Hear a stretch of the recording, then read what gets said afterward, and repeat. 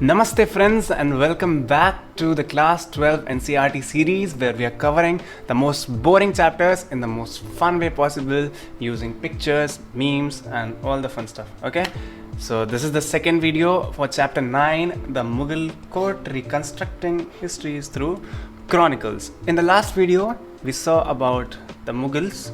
This video will be focused more on the chronicles. So let's begin. To start with, I want to ask you a question. What are chronicles? Since we are going to talk about them, we should know what they are, right? So chronicles are basically texts that present a continuous chronological record of events. Okay, now what does this mean? It means basically they are historical documents. Okay, let me write this here. They were historical documents which would record all the events of a king's court. Okay, so what king did on this day, what happened next, then what did he do in this year, what did he do in that year.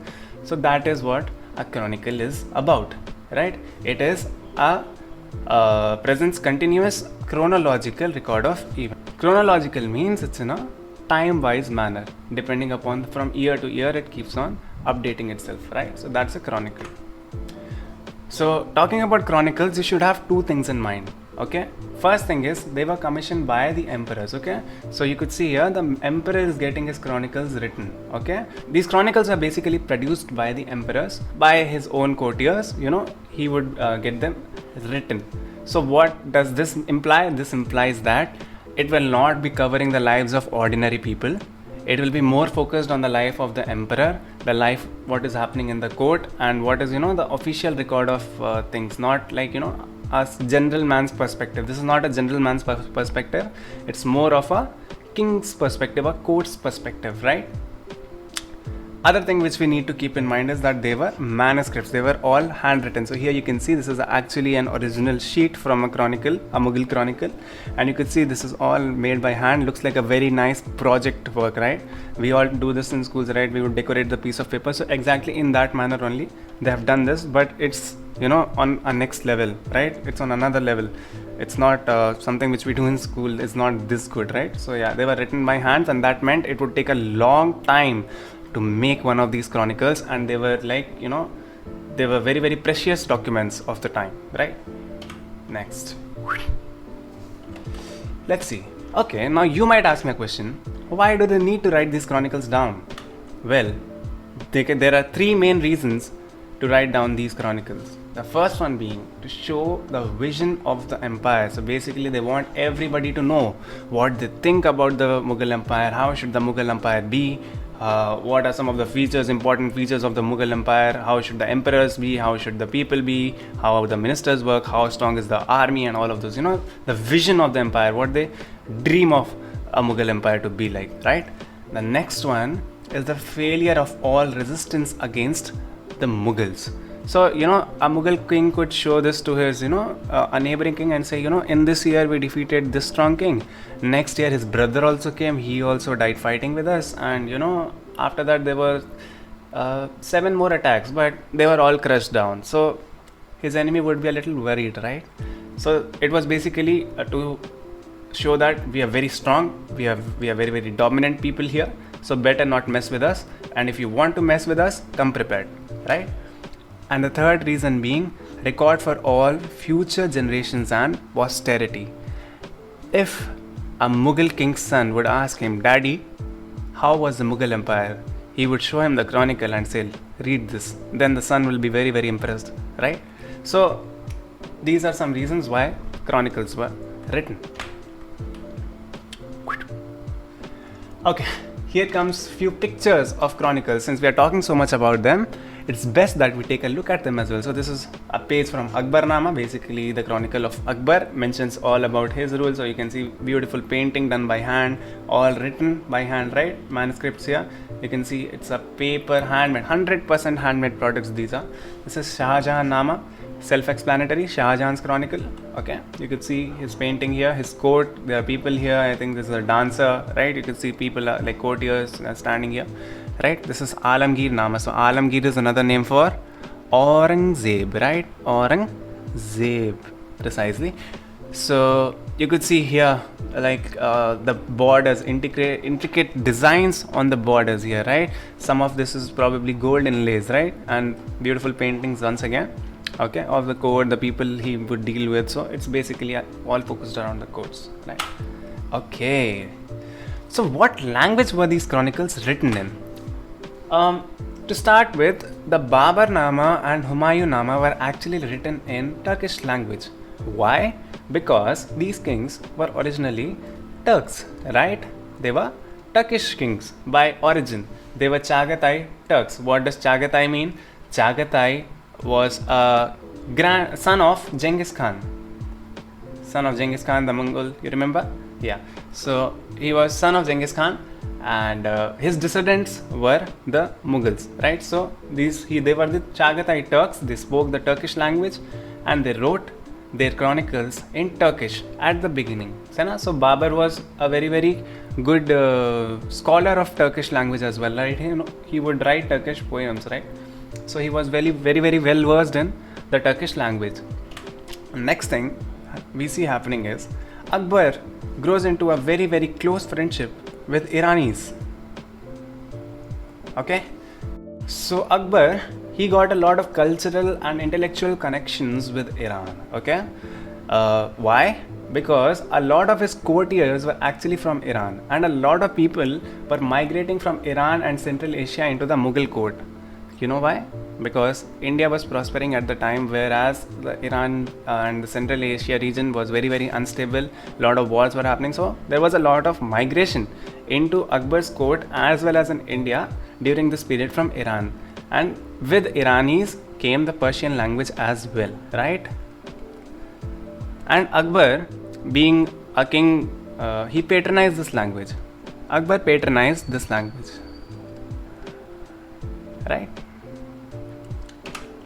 So what he did, Persian becomes the court language at the time of Akbar. Okay, so at the time of Akbar, Persian becomes the language of the court. Basically, all that happens in the court happens in the Persian language. Chronicles written in Persian. Right now onwards, the chronicles started to be written in the Persian language. Okay, Persian became an aristocratic language. It gained the status of what English has today, right? If somebody knows English today, we think of them as, very educated, very modern, very, high class people. So that's what Persian also gained such a significance at the time of Akbar, right? Next, what ends up happening is, as Persian is in India, it influences a lot of Indian languages. Indian languages gather Farsi terms into them, right? Many words which we speak today are actually of Farsi or Persian origin. Next thing what we see, Persian also gets Indianized. That is, Persian gets a lot of Indian words into it, and a new language is born. That is, the modern Urdu language is born. So basically, Hindavi or Hindi language, that is, got combined with Persian language, and a new language was born, that is, Urdu language came into being. Translations of many texts into Persian. What happened is, Akbar also got these older chronicles which were originally written in Turkish translated into Persian language.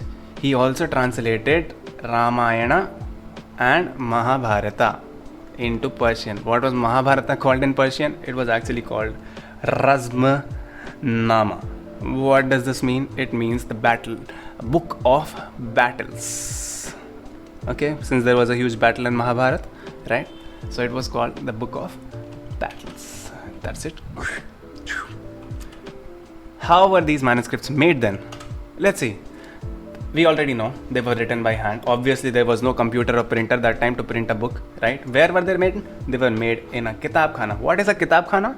Its English name would be a scriptorium. What is that word? Let me say it again. It's a scriptorium. What does this mean? It's a place where scripts are written. What type of scripts? Manuscripts, that is, and they are preserved as well, right? So it's like a combination of a library as well as a workshop for making these manuscripts, right? So it's a kitab khana basically. It's a special building like this. You can see here there are a lot of people involved here. See, one person is probably writing here, this guy is probably telling him what to write, these guys are reading something, and one of them is probably painting the pictures. And here you can see this guy is binding the book together, preparing its cover, right? Yeah, so involved a lot of people. They would need people who could make paper. They would need calligraphers. Calligraphers are basically people who have very good handwriting. You can see beautifully handwritten manuscripts here. So manuscript basically, if you break this word down, it would mean hand and writings, right? If you get the Greek words out of, like, manu means hand and scripts means writing. So basically they were handwritten. And who would write these? The calligraphers would write them. The gilders are basically skilled people who could use gold very well, right? So you would, as we saw earlier in a picture, some gold was inlaid, right? There were inlays of gold on the borders and everything. So gilders would do that work. We would need painters to paint such nice pictures, right? Illustrate them. Bookbinders to make the ornamental covers, beautiful covers, right? To preserve these books as well, to bind all of that together. So all of these people worked in the Kitab Khana and made these manuscripts. Next up. So finished manuscripts were seen as a very precious object, right? Obviously, they worked so hard on it, right? And it was a work of intellectual wealth and beauty. So it was supposed to be a work of intellectualism, like all what of the thoughts of the empire. As we saw, like, it contains the vision of the empire, the history of the empire. Basically all the philosophy they have of the empire is also in their chronicle, right? So if somebody would see it, they would look at it with a very, very respected point of view. And people who made these got recognition, right? These people who were involved in the Kitab Khana, in the making of these chronicles, they received titles and they received a lot of rewards as well. So they were very, very proud of themselves, just like Barack Obama is very proud of himself here, right? So calligraphers and painters held high social standing, especially calligraphers and painters, okay? So other people, like the ones who made the paper, the cover makers, they were not as famous, but the calligraphers and the painters, they were very, very famous. A style of calligraphy, that is Nastaliq. What is Nastaliq? It's a style of handwriting, basically. A style of calligraphy patronized by Akbar, right? So it was the style in which all the chronicles are written. It's basically a type of handwriting, just like we say cursive is a handwriting in English. So Nastaliq is a handwriting of Persian script, right? So Muhammad Hussain, the finest calligrapher of Akbar, honored with the title Zareen Kalam. Zareen Kalam basically means the golden pen, right? Golden pen. So such titles were given to the calligraphers. So Muhammad Hussain was a calligrapher, right? He was a calligrapher who has worked with Akbar, and he was given the title of Zareen Kalam, which would mean the golden pen. That is, definitely he would have had a very, very nice handwriting, right? So let us see what the Nastaliq style actually looks like. So this is the Nastaliq style, Nastaliq. So this is the Nastaliq style, right? So there are two main features here. First one you would notice here is a very long and horizontal strokes were used here, right? So you can see the very long stroke. If to write it, you have to drag the pen horizontally very long, right? And they are very, very fluid letters. You can see here, right? It's very, very fluid, all in a flow, just like a cursive handwriting, right? It goes off in a flow. How were they written? They were written using these reed pens. What is this? It's a reed pen. It's a reed pen, right? So basically this is a grass, okay? Reed is a type of a grass which is hollow from inside, okay? It's a stem of the grass, it's hollow from inside. They make a cut into it like this with a knife, okay? And they open it up, and then they would dip it in carbon ink, right? That is Shahi. They would dip it in carbon ink, and then they would write with it. On top of it, like, it's a flat cut is made on this, right?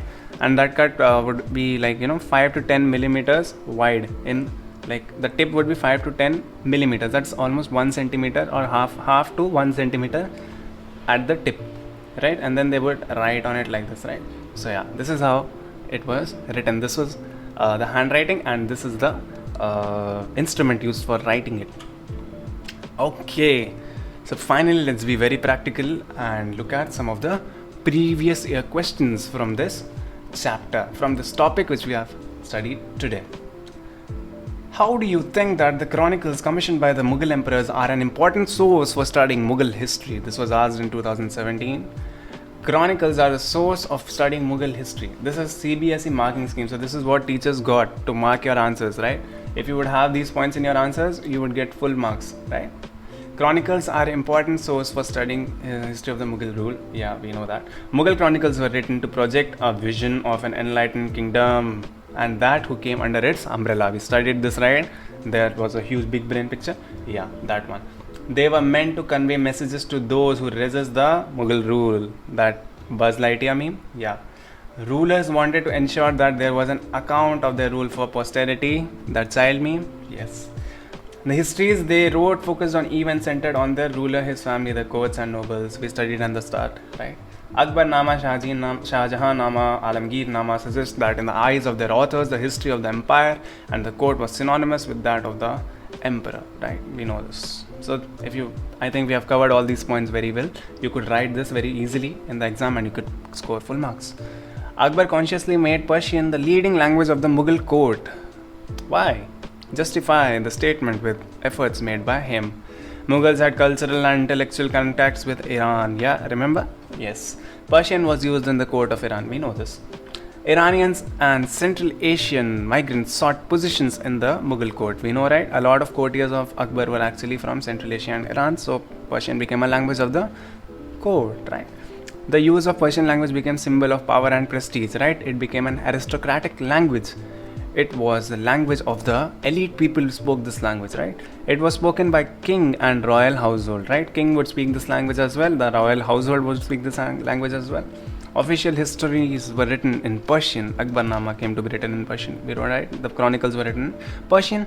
Persian became Indianized by absorbing from Indian languages, right? A lot of Indian words got into Persian and a lot of Persian words also got into Indian languages, right? That also we have studied. Urdu sprang from Persian. We know, right?